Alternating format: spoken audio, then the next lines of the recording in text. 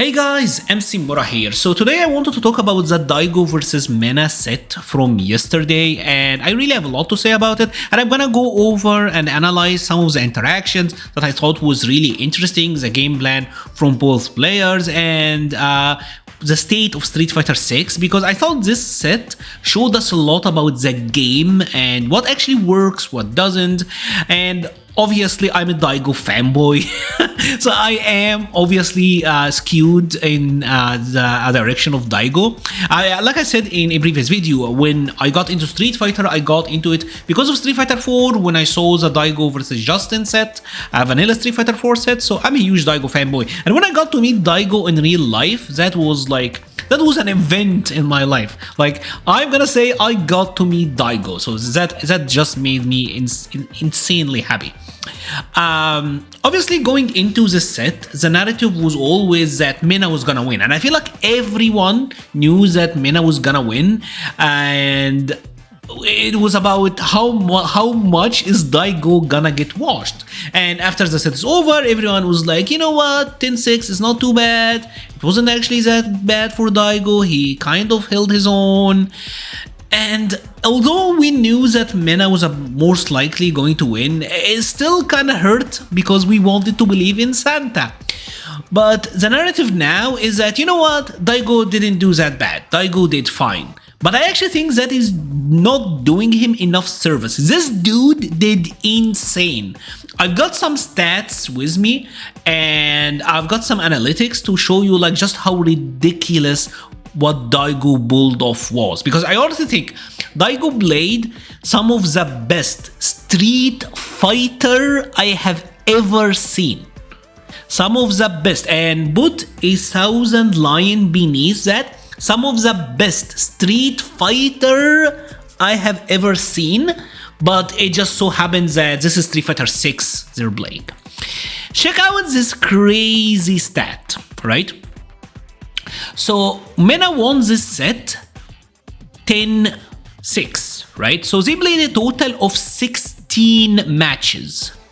Daigo won the first round 13 times. 13 times. He had an 80% win rate during round 1. And do you know what is the difference between round 1 and rounds 2 and 3? It is everything I got! That is the main difference. When this war crime was not on the table, Daigo actually won 80% of the time. Let that sink in for a little bit. We're saying he didn't do that bad, but when it was just fireball, drive rush, neutral, etc., he won 80% of the time, right? When you check out the other stats, you will just know how from the heart this one. And again, I know I am Daigo fanboying, but let me have it with this one. Daigo did 22 reversals. I counted them. 22 reversals. I mean reversals, I mean a guessing situation, like a true guess. 22 OD uppercuts. Because there were situations where Mena did like crouching medium kick into OD Blanca ball, but that is a guaranteed punish. There is no guess. I'm talking guessing. On wake up, on reversals, 22. And he landed 21%. 21 out of the 22. Daigo had a 95% success rate on reversals. 95% success rate. Daigo's going to medical school. He is an ace student. He had an 80% win rate when it was pure Street Fighter before everything I got into the equation. And hey, I was watching this set with my wife, and my wife, she barely watches. She just knows that Blanca's ugly, and she remembers that Blanca's ugly every time she's watching it. And she was like, every time Mena activated level 2, she was like, oh, it's over. Because it was over. I think this stat in particular is actually insane. Winning the first round 80% of the time, but still losing the sets. And if we actually check out like the score, the final score, which is 10-6, this means that Daigo have a 37.5% win rate. So without level 2, he have an 80% win rate. With level 2, he have a 37.5% win rate. Daigo's win rate absolutely plummets once Blanka activated his level 2. And this is prep time Daigo. This is Batman, right? If there was a time to lab the heck out of Blanka's level 2, this was the time, but it didn't make any difference. And I remember specifically talking with my local group about this matchup, and I said, what I fear the most is the Blanka level 2. Having to play first to 10 versus Blanka's level 2 is just impossible. Like, no one can take it. I don't think there is a human on the planet that can take this much everything I got and come out on top. It's very, very difficult. And obviously, I am not taking anything away from Mena. Mena played tremendously. Mena played super well. He's easily the best player in the world. I think it's him and Leshar, and he clearly is the best Blanka in the world, right? And I do want to give Mena a lot of credit because Mena did absurd work with that level 2. Like here you can see many sequences. This is actually just showing his fireball. We will have a lot of rounds like this one, for example, right? So round start fight, he gets a drive rush, crouching medium kick, activate, and it's crazy that they have a cancelable crouching medium kick and gets a activation. So one hit means that he gets the corner, and by the corner he now gets a Blankashan into Dol, right? So this situation was crazy, right? So pretty much Daigo got the perfect parry, and he wanted to put Blanka in the corner, right? So he did, but the Blankashan is still here, and Mena have level 2 active, which means that Mena can do an EX up ball and is pretty much gonna be safe unless Daigo backdashes it, or he can do whatever. So what Mena does is aerial ball, and this actually activated the Blankashan, right? I don't know how this activated the Blankashan, by the way, because Mena was like so far away, but he did OD, Blankashan activated, got the knockdown. Now he's getting hit, and now he is getting Oki, carried Daigo to the other corner, and he got Oki. All of this started with a level 2 activation. He got all of this from a drive rush, crouching medium kick into a level 2 activation. When you really put it into perspective, the craziness of this sequence, low drive rush low into a setup into the corner, and obviously you got to take the throw. You can't try to check here, because if he did go for the button, he's done. He gets a perfect parry, back throws him in the corner, goes for an OD air ball or regular air ball, activated the Blankashan, and now he got a free mix. Obviously Daigo could have parried, but that carries some risk, and yeah. So this is like the power of Blanka's level 2, right? It does a ton of heavy lifting, right? And this is another example where level 2 for Blanka goes absolutely crazy, right? So let's check out what happened. Blanka ball, bam, he's gonna go in again, activate level 2, and now that Akuma is pretty much done, right? So much damage, and again, free throw because the Blankashan is over there, another free throw because the Blankashan is over there. Now he's gonna go for a button. What's he gonna do? Yep. Like the immense pressure that is put just because the blushy is there is actually kind of insane. And then we get to another sequence. This one is crazy, by the way. This is a crazy one. So Mena just throws an OD Blanka ball, and this is like a Footsie's OD Blanka ball. Like check out how far he was when he did this one. Yeah, so he's about the dash distance or the jump distance. He does the OD Blanka ball into activation, and by the way, prior to this Blanka ball, Daigo had 2 drive gauges, right? So Daigo had 2 drive gauges. We are at the jump distance. OD Blanka ball, everything I got into an activation, and bam, plus frames. Pretty much Daigo's locked. Daigo can't do much. He is getting mauled, right? He lost all of his chip, he lost all of the HP, mad chip, and now he is in a guess for the game situation. But what happened is anti-air, and this is gonna be a chip sequence. Again, that is the power of Blanca's level 2. And there are so many instances throughout the set. Now let's watch this one, another crazy sequence. Check this out. So Daigo have a dominating life lead. Nice parry, jab into OD electricity, activate, got the hit, that led into a side switch, and now this is pretty much GG's because any random Blanca ball, bam, right?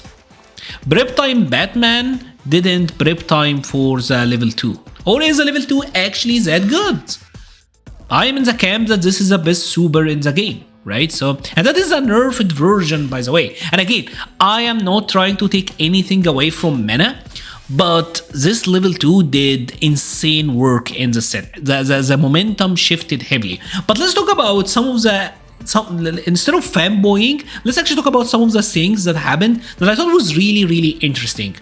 One thing that we showed that we saw a lot was an insane display of perfect parries on fireballs by Mena, right? But let's first explain what's actually going on. So during the set, Daigo tried and he actually established a fireball game against Blanca, which is tremendous. He actually established a fireball game against Blanca and against the best Blanca in the world. That's actually crazy. So what Daigo tried is to play from this distance, and he tried to play a fireball game, which means that he will mostly throw a light and a heavy fireball. And obviously the major threat from this distance got to be Blanca's slide, right? But the thing about it is that Akuma's heavy fireball is relatively fast. And this is a double-edged sword. Because fireball is fast, it is actually easier to parry, right? You will find yourself, just by reacting to Akuma's fireball animation, you will find yourself having better chances at perfect parrying the faster one than the slower one, because this one, that you have to distinguish the animation, but also there's a difference in the travel time between the fireballs, and Daigo had to throw the heavy fireball as well, right? Obviously one of the selling points of Blanca is his fireball, and obviously they pretty much agreed to play from this range, and Daigo had to alternate between the light and the heavy. But Mura, why is Daigo throwing the heavy? Well, the answer is simple, because if he goes for the light is much easier to slide, right? I'm trying to throw the fireball, as soon as I see Blanca jump, the light get jumped. Where if we did the same thing again, but I did the heavy, the heavy can interrupt Blanca on startup, right? Because Blanca's slide is 14 frame startup, but it low profiles on frame 10, right? So Akuma is pretty much having to resort to the faster fireball to interrupt the slide. So their game plan was entirely built, like the fireball game was entirely built around this. And we can actually even see this during the matches as well. Like when you check out the fireball game by Daigo, you will notice that for the most part, Daigo played at, like, Mena only tried to really go for the perfect parry timing on the heavy fireball, and Daigo did a lot of that standing meteor punch to bait, and he did a lot of light fireball and heavy fireball, and that was it, right? That one was crazy, by the way.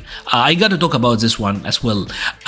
So what's interesting about this is that whenever Akuma is charging his fireball, he doesn't extend his hurt box until he actually is throwing it, right? So because he held the fireball at this moment, he actually didn't get hit. If Daigo threw the fireball immediately, he would have gotten hit by the slide, right? And he did this multiple times during the round. Obviously failed him at other junctions, but yeah, we can see the fireball game here. Like the fact that heavy fireball gets perfect, and you see this. This pretty much shows you like the mentality of both players, right? So Mena is looking at the fireball startup animation and going for the parry instantly. And because Akuma's fireball is so fast, the heavy version, he's getting the perfect parry, right?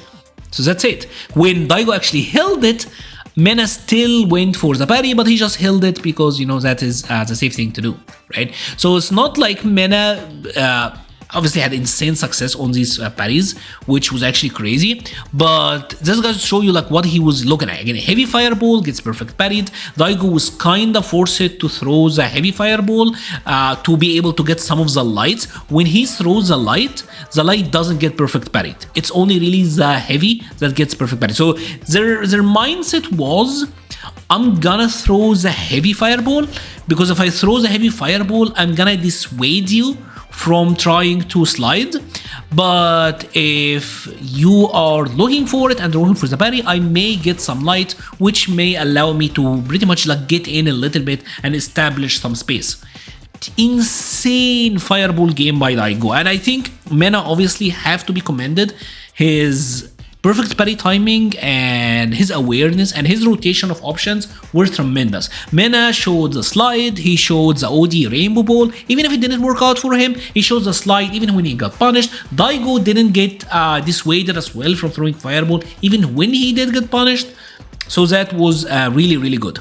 Another sequence I saw Daigo doing a lot, which was really interesting to me, is Daigo would do crouching medium kick drive rush into crouching jab, which obviously is a block string, but then Daigo would backdash, and he did this multiple times during the round. And this is obviously where lap time Daigo comes into the play, because if Blanka tried to go for an OD uppercut, that whiffs, and obviously he gets a punish, and it's hard to record Blanka doing the OD aerial ball, right? But pretty much the idea here is that this backdash would make the aerial ball whiff. So he pretty much is baiting both options with one backdash. It means that he's giving up his turn, but at the same time, like that could be really good. And obviously, if Mena went for a delay tick, he could get hit as well. So that was a really clever option for Daigo, and he did it a couple of times, worked a couple of times, didn't work the others, but I thought that was like a really clever way to deal with Blanka. I have to look at my characters to see if this backdash method works for them as well. Another interaction that I thought was really clever was the jumping game, right? So Blanka, typically his anti-airs, I will say, are weird to play around, because he does have this back medium kick, which is an absurdly good anti-air, but it's like 9-frame startup. He also has the heavy kick, and the heavy kick, if it happened to land, especially on a counter hit, this launches, and we saw this multiple times during the set, where like Blanka's gonna get that, and then he gets Oki and all of that. So Daigo knew that without charge, Mena would have to resort to a normal anti-air, and that's why Daigo started bringing the regular jump. I saw a lot of my friends talking about why didn't Daigo do any demon flips, and demon flips, like, why would he do it against a flash kick character? I feel like the jump scare of the regular jump into the dive kick to bait the difference in timing was like the right play. All in all, I think Daigo played phenomenally.